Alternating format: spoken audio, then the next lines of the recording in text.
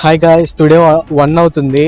ఏంటంటే ఇక్కడ మా బ్రదర్ దగ్గర కార్ కి తీసుకుని ఇలా మూవీ చూడడానికి వచ్చా. మూవీ కంప్లీట్ అయిపోయింది.